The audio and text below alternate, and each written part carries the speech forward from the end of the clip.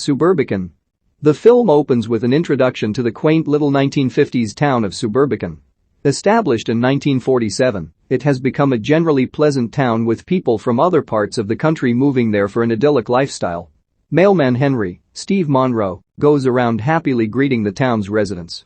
He reaches the home of the new residents, the mayor's family, who happen to be African American. When Henry speaks to Mrs. Mayers, Camira Westbrook, he doesn't realize she is the new neighbor until she says so. His friendly demeanor drops as he awkwardly tries to step away, while forgetting to give Mrs. Mayers her mail. The other residents then react with horror to the fact that their new neighbors are black.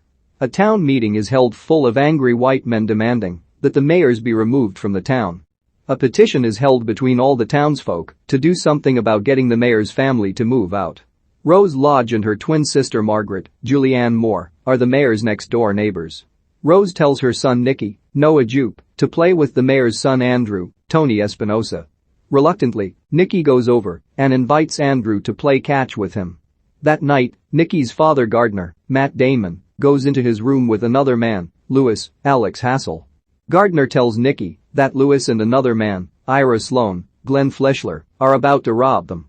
Gardner takes Nicky downstairs, where Sloan is sitting in Rose's wheelchair, and she and Margaret are being kept hostage. After they force Gardner to pour them drinks, the robbers sit the family at the dinner table and smother them with chloroform rags. Nicky wakes up in the hospital to find Gardner and Margaret and to see that Rose is dying after being overdosed on chloroform. We cut to Rose's funeral. Her and Margaret's brother Mitch, Gary Basaraba, comforts Nicky and gives him some extra money. People around town offer their condolences to Gardner, Margaret, and Nicky everywhere they go, while quietly insinuating the mayor's family may have been involved. Nicky starts to take precautions to avoid another incident.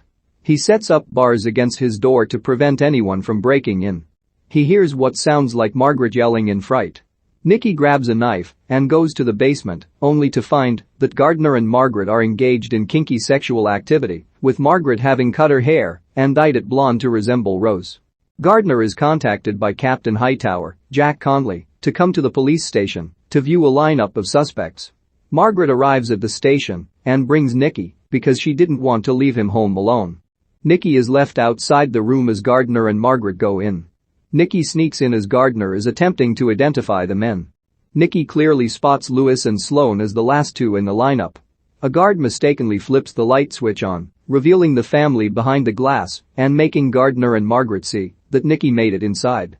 At home during a bath, Nicky asks Gardner why he didn't identify Louis and Sloan when he had the chance. Gardner dodges the question and says it's just complicated. All around town, the residents of Suburbicon continue to show increased hostility toward the mayor's family, particularly at the supermarket, where Margaret works, where the manager tells Mrs. Mayers that everything she has taken has been raised to $20. Louis and Sloan confront Gardner at work in his office. Sloan smacks him around and is angry that Nicky had seen them and is also demanding money that was supposed to be returned after Rose was killed.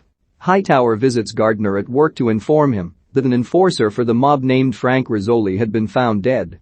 After going through his books, it was discovered that Gardner's name was listed among those that owe money to the mob. However, Hightower also notes that they did find a hotel called Garden Lodge and decides perhaps they were confusing it with Gardner's own name. One afternoon, Margaret is visited by a sleazy insurance salesman named Bud Cooper, Oscar Isaac. He smooth talks to Margaret before making clear his true intentions after he mentions that an insurance claim is filed by Gardner shortly after Rose's death. Margaret lets it slip that she and Gardner were in need of money after Gardner had attempted to start up his own business and subsequently failed. Margaret kicks Cooper out of the house as he continues to press her. Sloan approaches Louis at work and tells them that they need to take care of Nicky since he is going to get suspicious of the whole scheme. Sloan orders Louis to finish the job or he will become a liability. Throughout the day, the town's residents gather outside the mayor's home to taunt them before it gradually turns into a riot with police forced to take serious action. They break the windows of their home and set their car on fire while planting a Confederate flag. Meanwhile, Cooper visits the lodge house. He tells Gardner he knows about their insurance fraud and that he is going to blackmail Gardner and Margaret with bringing the police over unless he receives the whole cut of the insurance claim. Margaret brings Cooper a cup of coffee and he begins to choke after drinking. Margaret admits to Gardner that she put lye in it. Cooper runs out in a panic as Gardner grabs a fire poker. He chases Cooper outside and swings the poker into his head, killing him. Lewis and Sloan are nearby watching. Gardner stuffs Cooper into the trunk of his car and goes to dispose of him, while Lewis goes inside the house and Sloan follows Gardner. Nicky realizes what's going on and he calls Mitch for help. Margaret cuts the phone line and Nicky locks himself in his room. Margaret makes a peanut butter and jelly sandwich that she laces with crushed up pills to poison Nicky, as well as his milk. Nicky refuses to touch the food.